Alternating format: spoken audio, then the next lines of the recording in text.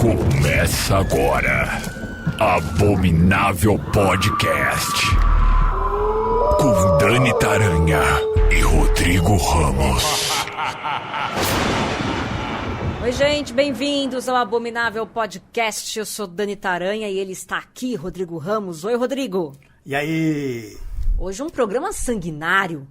Um programa com dentinho afiado, não é mesmo? Orelhas pontudas, dentes afiados. Mas antes de qualquer coisa, você faz favor de seguir a gente no Instagram, @abominávelpodcast. Lá você fala com a gente pela DM, né? Pelo inbox, manda lá a sua sugestão, sua dica, o filme que você quer ver por aqui. Também, se você não segue a gente no Spotify, né? Você caiu aqui de paraquedas, por favor, dê aquela seguida básica, né? Ajuda a gente, então, a fazer o Abominável Podcast. Porque hoje nós vamos falar de um vampiro, mas não é qualquer vampiro. É o vampiro. O vampirão. Aquele que no mês de março de 2022 completou os seus 100 anos. Pelo menos 100 velhinhas. Pelo menos nas telinhas, né? Porque ele deve com certeza ter muito mais do que isso. A gente tá falando de Nosferatu, filme que saiu em 1922 e que agora, em março, completou 100 anos desse filme. É um clássico do expressionismo alemão. É bonito isso, né, Rodrigo? É bonitão, né? Você fala expressionismo alemão. Você fala, é um filme de terror do expressionismo alemão. Pois é. Dá um peso, né? Dá um peso. Mas é que tem todo um contexto histórico também. Os cineastas da época, eles queriam dar destaque às angústias humanas através desse visual macabro e diverso da realidade. Até porque esse movimento todo floresceu no meio da guerra, como a gente falou, e as consequências econômicas que assolaram a Alemanha.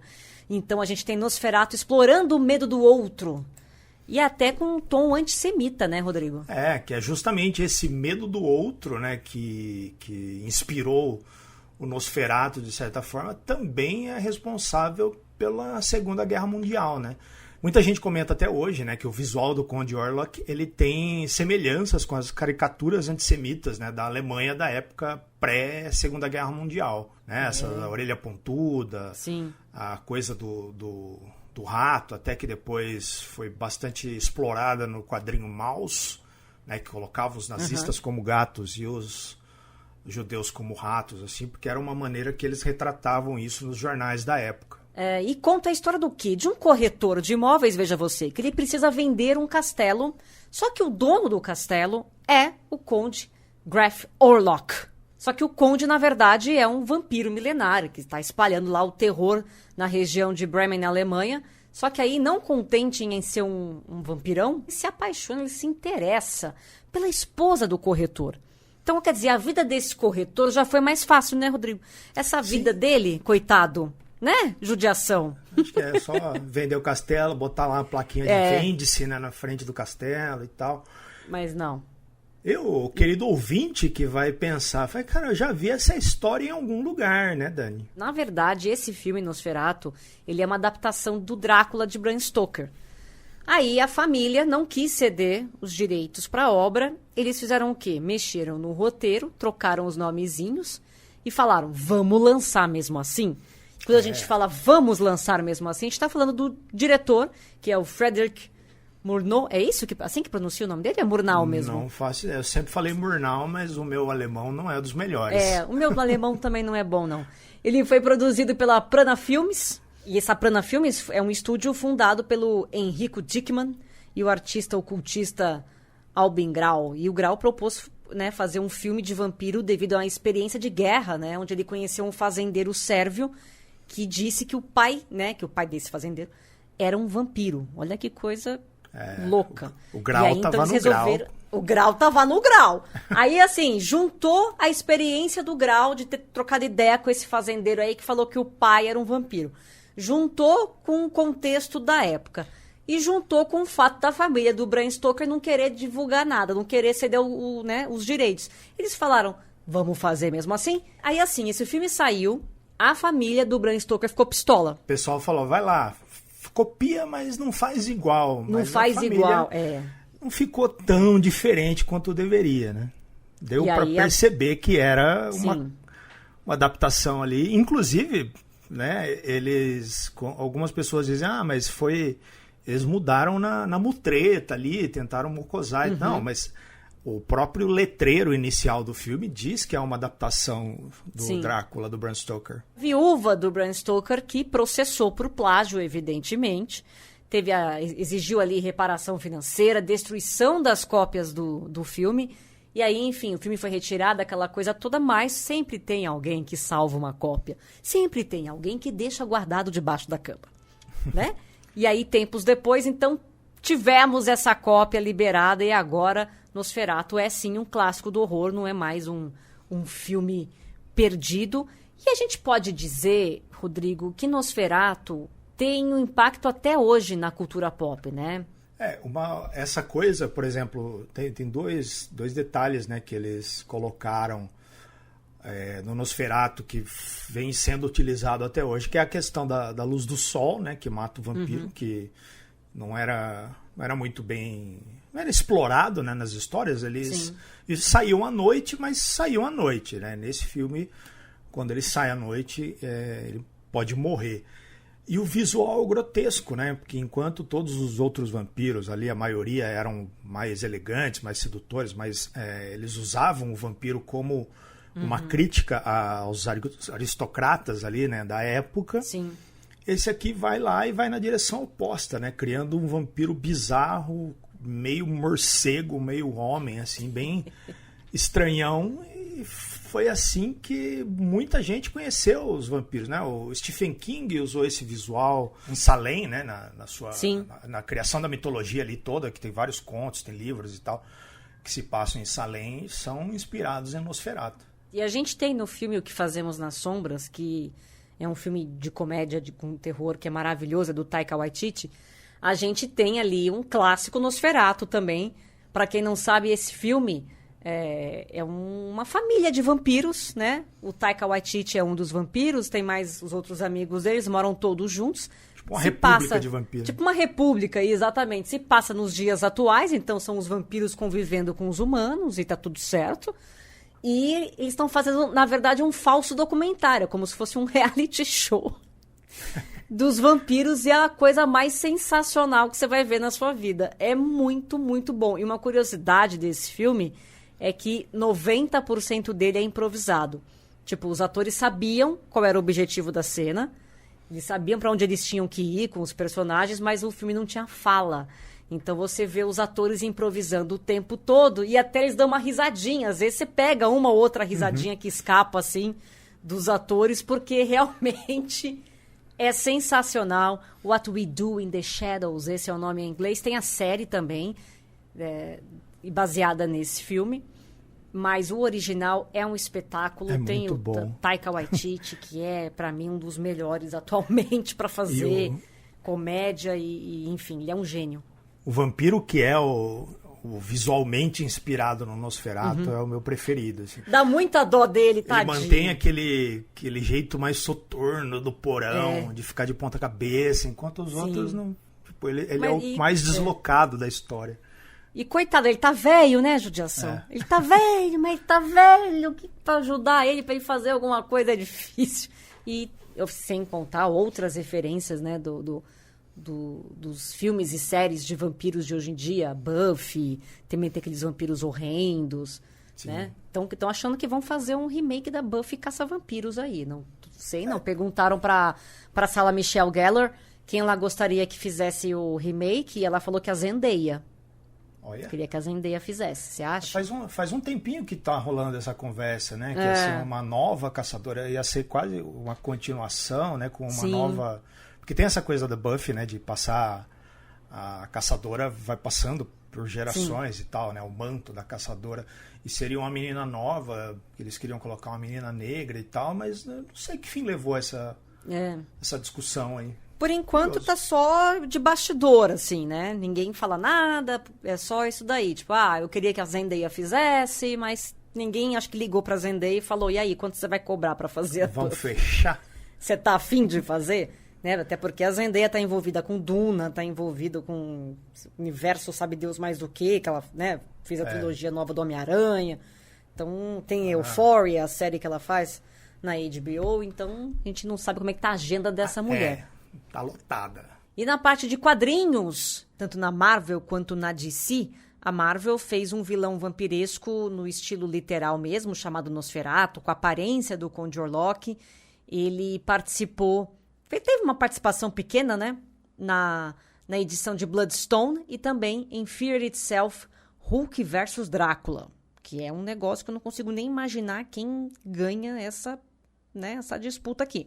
Já a DC colocou o nosso Nosferatu dentro de um universo paralelo com a HQ Batman Nosferatu, que é um gibi que não adapta a história do filme, mas transforma, assim, o Nosferatu no alter ego do Bruce Wayne, né? Nosso Batman.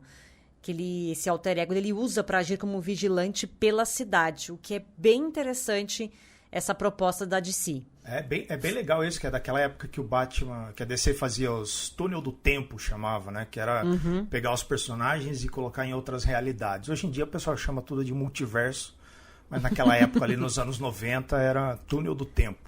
O pessoal acha que é novidade esse negócio de multiverso, não é não. Lá do comecinho. E essa, aqui no Brasil, infelizmente, só saiu dessa trilogia do Super-Homem Metrópolis, né? Que é também inspirado em outro filme do Murnau. E da parte de jogos, sim, você que joga RPG, você sabe que Vampiro a Máscara fez também uma homenagem ao Nosferatu, né? Eles são conhecidos nesse jogo como espiões graças à sua furtividade, suas habilidades. Apareceram também nos videogames da franquia, tá?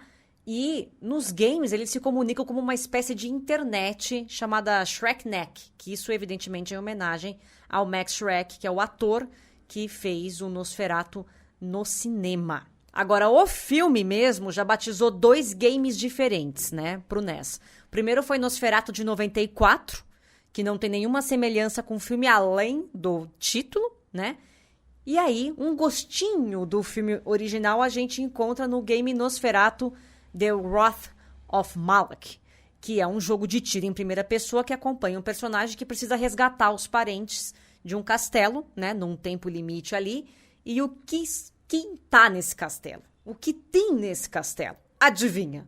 O vampirão, é claro. E a figura do vampiro é uma coisa que ela fascina, né, a humanidade. Você vê, 100 anos após o filme, e até hoje a gente fala disso, tem um monte de produção saindo sobre isso, cada um com a sua versão, né? A gente tem o Drácula de Bram Stoker, que é um clássico, e que o filme com Gary Oldman, Keanu Reeves, aquilo ali é uma obra-prima também, né, Rodrigo? É maravilhoso. E ele, inclusive, traz algumas referências ali ao Nosferatu com o visual, principalmente aquele visual onde o Drácula fica entre a forma de morcego e a forma humana ali.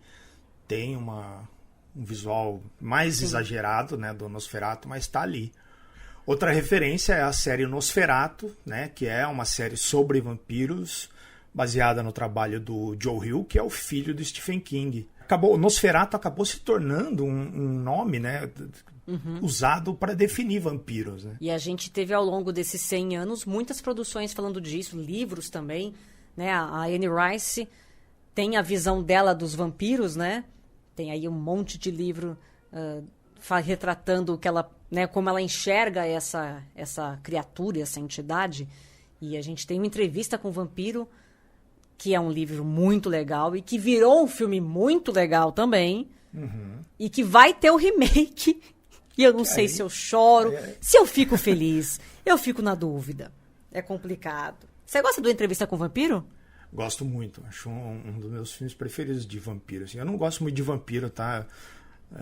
É um tipo de coisa que eu não falo muito em público, mas... Para não ser xingado pelas pessoas. Os fãs do horror não vão caçar minha carteirinha, mas Entrevista com o Vampiro eu acho foda.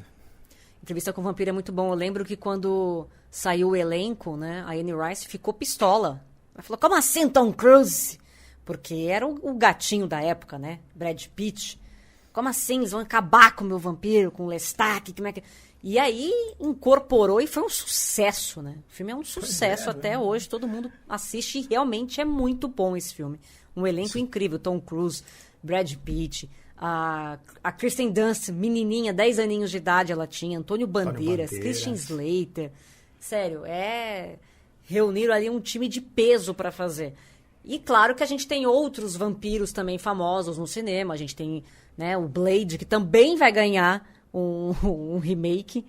O Wesley Snipes, durante muito tempo, né, teve aí esse manto do Blade, caçador de vampiros e tal. Mas teremos aí um outro Blade, muito bem representado, pelo aquele ator que eu não sei pronunciar o nome, porque é muita consoante. Mahershala Ali, não é isso o nome dele? Isso aí. Vai ser um excelente Blade. Tem Anjos da Noite. Que mais que a gente tem de vampiro? Aquela série True Blood também, que trouxe toda a sensualidade. Sim. Mas daí é uma coisa mais Drácula, né? Que essa parte de sensualidade é uma coisa mais Bram Stoker, né? E sempre que eles querem dividir, né? Separar essa parte do Drácula. Sempre que eles querem dividir essa coisa do vampiro aristocrata, sedutor, com o vampiro em seu momento de fúria, eles fazem puxam a régua, né? Ou pro Drácula Sim. clássico ou pro Nosferatu. Eles sempre vão misturar essas coisas, assim. Tanto que no Blade, né, tem aquela casta dos vampiros mais animalescos que são mais puxados pro Nosferatu. O próprio Buffy, né, quando o vampiro Sim. tá ali com a cara normal, quando ele vai atacar, ele já assume uma cara mais animalesca também. Sempre foi essa coisa, né? O vampiro sedutor Bela Lugosi, Christopher Lee, Gary Oldman, e o vampiro animalesco Max Schreck, né? Que sempre foi ali, Sim. visualmente, brincando em cima daquela semelhança com o morcego, com algum animal. Assim. Bom, o Nosferatu, ele tem um remake. Ele saiu em 79, do diretor o Werner Herzog. Foi bem de público, foi bem de crítica. E aí, pensaram assim, poxa vida, mas ninguém mais vai fazer uma versão de Nosferatu, né? Vão. A gente só não sabe quando que vai sair do papel. A gente tem 2 diretores que estão trabalhando nisso. O primeiro é o David Lee Fisher, que lançou uma campanha de financiamento coletivo para fazer a versão dele de Nosferatu e que deve ter o ator Doug Jones, ele que fez Labirinto do Fauno, Forma da Água, como o Conde Orlok. Vai ficar legal isso aí. Vai, né? Isso vai ficar bom, isso vai ficar bom. E aí o segundo remake é do Robert Eggers, cineasta que fez A Bruxa, que fez O Farol e que tem a intenção de fazer um remake do Nosferatu com Anya Taylor-Joy no papel da mocinha, provavelmente. Eu acho que ela não vai ser o Nosferatu. Mas, levando em consideração os filmes do Robert Eggers, a gente pode esperar um baita do Nosferatu, você não acha? Sim, fiquei bem curioso quando ele anunciou isso, né? Infelizmente, até agora não desenrolou mais nada, né? Mas, ele tá para lançar o filme dele agora esse ano, né? Eu acho que talvez seja o próximo. The Northman. Então, acho que talvez depois do Northman ele resolva fazer... Não sei se ele tem outro debaixo aí da manga, mas talvez ele resolva fazer esse Nosferatu. Porém, tendo em vista o que ele já fez até agora, a minha expectativa para esse remake do Robert Eggers é bem alta. Se ele manter aquele visual do farol, com aquele clima da bruxa ali, tá perfeito. Ele sabe fazer, né? Ele sabe fazer. Essa é a grande questão. Mas aí, Rodrigo, eu fico pensando, por que será que o vampiro, ele fascina tanto as pessoas, né? Seria pelo fato dele ser imortal e as pessoas gostariam de, sei lá, viver séculos e séculos e séculos? Eu acho que a questão do vampiro ser essa figura que tem uma presença, ele tem um domínio, né, das pessoas, das criaturas, ele vive na noite, sempre teve esse apelo. Ele foi criado, né? As primeiras histórias de vampiros, elas brincavam justamente com esse lado, né, do aristocrático, trava-língua, aristocrático dos vampiros, e para cutucar, né, ali o vampiro do Polidori era uma crítica ali, algumas figuras da época, que eram esses bons vivants, essas pessoas meio irresponsáveis ali, que queriam curtir a vida enquanto os outros estavam na lida, né? Na labuta. Na labuta, e aí eu acho que isso foi trazendo o vampiro com essa pegada meio boêmia, né? Noturna, ali, uma pessoa da night que foi criando esse fascínio, né? Até tem esse fascínio é bem explorado num filme que chama A Sombra do Vampiro, de 2001 que brinca com os bastidores do Nosferatu, que tem o William Dafoe como no papel do Max Schreck. Eles fazem essa brincadeira daquele filme ser tão perfeito que aquilo que o ator só poderia ser um vampiro de verdade, assim. Então, eles sempre foram é um tema que atrai, né, os estudiosos, atraem os fãs de horror, assim, desde há 100 anos, né? Nosferatu tem 100 anos e a gente está falando dele até hoje. É um filmaço, assim. Eu acho que os fãs de terror hoje em dia talvez não tenham visto por ser um filme preto e branco, um filme mudo. Ele tem todo um jeito de ser, um jeito de se interpretar, o roteiro, a produção, que é extremamente característico daquela época, mas é bonito de um jeito, assim, aquelas sombras, aqueles ângulos, aqueles efeitos, aquelas trucagens de sombra e espelho que usavam muito naquela época. É maravilhoso. Eu acho uma obra-prima, assim, dá para se colocar ali entre, sei lá, os 50 melhores filmes de horror de todos os tempos. Nem isso, talvez até menos, vai. Não, você falou desse ranking aí que você colocaria o Nosferatu. O Vaticano colocou o filme na posição 45 da lista de Great Films. Pois é. Primeiro que eu fiquei chocada que o Vaticano tem uma lista de filme. Já começa por aí. Entre os 50 maiores filmes de todos os tempos, segundo o Papa. Segundo o Papa. Eu acho que o Papa adora essa coisa, né? Como a religião criou, né? O seu diabo, criou o seu Deus, enfim, essas figuras que representam o bem e o mal da humanidade. Mas essa figura monstruosa do Nosferatu é muito diabo, né? E antes de ser uma obra de terror, né? Ele é uma história sobre o bem contra o mal, que é a base da própria religião católica, religião, ali, né? De várias, né? Mas cristianismo todo ali, né? Exato. É bem isso mesmo. Então não me assusta, não. Agora, eu fico curiosa para saber qual é o filme que está no primeiro lugar do Vaticano. Agora que você falou, eu vou pesquisar depois e compartilho aí. Vou compartilhar com a galera depois também. Eu quero saber dessa lista. Eu tô muito curiosa com essa lista. Eu não me seguro. Eu quero saber quem tá em número 1 pro Vaticano. Primeiro lugar dos Great Films Ever na listinha do Papa. Mas, enfim, isso é assunto para outro programa. A gente pode fazer um especial. Lista do Papa dos melhores filmes. Os melhores filmes de terror segundo o Papa. Segundo o Papa, mas a gente deixa isso para depois, assim como outros assuntos relacionados a vampiro, a gente deixa para depois. A gente realmente tinha que fazer um especial de Nosferatu, porque não é sempre que o nosso vampirinho faz 100 anos, não é todo dia, que é só para essas velhinhas, sim, né? Paga então, 100 velhinhas, não tá é ali, tá carequinha, tá comido, mas tá em forma. Depende de que forma você tá falando, né, Rodrigo? 100 aninhos, mas num corpinho de 99. De 99. Tá com uma forma meio estranha? Tá, mas sempre foi assim. Então, tá tudo certo. Então, se você não viu Nosferatu, por favor, veja, é obrigatório. Fez 100 anos agora no mês de março, fica aqui a nossa homenagem para este vampiro que vai viver para sempre. E ainda bem que até hoje nos coloca medo e nos inspira a fazer uma série de coisas legais. Então, você vai aonde? Agora você vai no Instagram, @abominávelpodcast. Você vai seguir a gente, vai colocar lá a sua dica, a sua sugestão, vai comentar. Depois a gente vai subir ali alguns filmes de vampiro para você dar uma olhadinha no feed, caso você não tenha visto, né? Tem muita coisa que a gente fala aqui que às vezes as pessoas não assistiram.